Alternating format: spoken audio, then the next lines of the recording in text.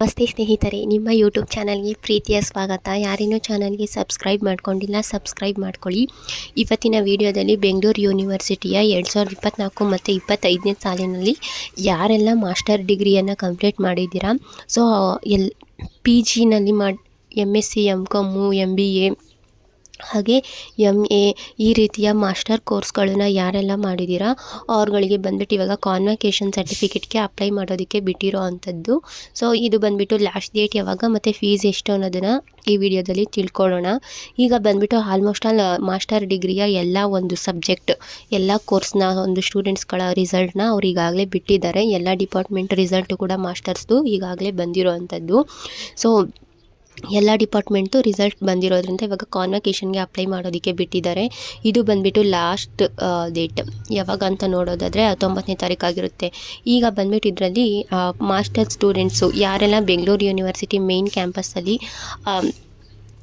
ಕ್ಯಾಂಪಸಲ್ಲಿ ಓದಿದ್ದೀರಾ ಅವ್ರುಗಳಿಗೆ ಬಂದುಬಿಟ್ಟು ನ್ಯಾಷನಲ್ ಅಂದರೆ ಇಂಡಿಯಾ ಸ್ಟೂಡೆಂಟ್ಸ್ಗಳಿಗೆ ಬಂದು 1905 ರೂಪಾಯಿ ಆಗಿರುತ್ತೆ. ಹಾಗೆ ಫಾರಿನ್ ಸ್ಟೂಡೆಂಟ್ಸ್ ಯಾರಾದರೂ ಮಾಸ್ಟರ್ಸ್ ಮಾಡಿದರೆ ಯೂನಿವರ್ಸಿಟಿನಲ್ಲಿ ಅವರಿಗೆ 7275 ರೂಪಾಯಿ ಕಾನ್ವಕೇಷನ್ ಫೀಸ್ ಇರೋವಂಥದ್ದು. ಇನ್ನು ಆಟೋನಾಮಸ್ ಕಾಲೇಜ್ಗಳಲ್ಲಿ ನೋಡೋದಾದರೆ ಇಂಡಿಯನ್ ಸ್ಟೂಡೆಂಟ್ಸ್ಗಳಿಗೆ 3790 ರೂಪಾಯಿ. ಹಾಗೆ ಫಾರಿನ್ ಸ್ಟೂಡೆಂಟ್ಸ್ಗಳೇನಾದರೂ ಆಟೋನಾಮಸ್ ಕಾಲೇಜ್ಗಳಲ್ಲಿ ಮಾಸ್ಟರ್ಸ್ ಮಾಡಿದರೆ ಅವರಿಗೆ 14165 ರೂಪಾಯಿ ಆಗಿರೋವಂಥದ್ದು.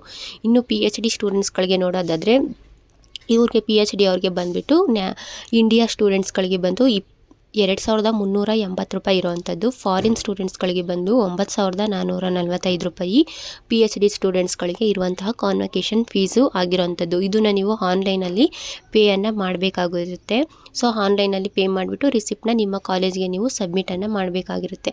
ನೆಕ್ಸ್ಟು ನೀವು ಡಿಗ್ರಿ ಮುಗಿದಿದೆ, ನಮ್ಮದು ಡಿಗ್ರಿ ಮುಗಿದ್ಮೇಲೆ ನಾವು ಯಾವುದೇ ಡಿಗ್ರಿ ಸರ್ಟಿಫಿಕೇಟ್ಗಳನ್ನ ಕಲೆಕ್ಟ್ ಮಾಡ್ಕೊಂಡಿಲ್ಲ, ಡಿಗ್ರಿ ಮುಗಿದು 2-3 ವರ್ಷ ಆಗಿದೆ, 4-5 ವರ್ಷ ಆಗಿದೆ ಅಂತ ಹೇಳೋರು ಇಲ್ಲಿ ಇಯರ್ ವೈಸು ಎಷ್ಟು ಫೀಸನ್ನು ನೀವು ಪೇ ಮಾಡಬೇಕು ಅನ್ನೋದನ್ನು ಕೂಡ ಅವರು ಇಲ್ಲಿ ಕೊಟ್ಟಿದ್ದಾರೆ. 2 ವರ್ಷ ಆಗಿದ್ದರೆ ಅಂಥವ್ರು ಎಷ್ಟು ಕಟ್ಟಬೇಕು, 2ರಿಂದ 5 ವರ್ಷದವರೆಗೂ ಏನಾದರೂ ಇದ್ದರೆ ಅವ್ರು ಎಷ್ಟು ಕಟ್ಟಬೇಕು ಅನ್ನೋದನ್ನು, ನೀವು ಡಿಗ್ರಿ ಮುಗಿದು 2 ವರ್ಷ ಮೇಲೆ ಏನಾದರೂ ಆಗಿದ್ದರೆ ನೀವೆಲ್ಲ ಇಷ್ಟು ಫೀಸ್ನ ಕಟ್ಬಿಟ್ಟು ನಿಮ್ಮ ಸರ್ಟಿಫಿಕೇಟ್ಗಳನ್ನ ತೊಗೋಬೇಕಾಗುತ್ತೆ.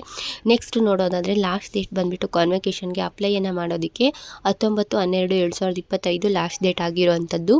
ಹಾಗೆ ವಿತ್ ಫೈನ್ 300 ಫೈನ್ ಸೇರಿಸಿ ನೀವು 22ನೇ ತಾರೀಕುವರೆಗೂ ಕೂಡ ಈ ಒಂದು ಕಾನ್ವಕೇಷನ್ ಫೀಸನ್ನು ಆನ್ಲೈನಲ್ಲಿ ಪೇಯನ್ನು ಮಾಡ್ಬೋದು.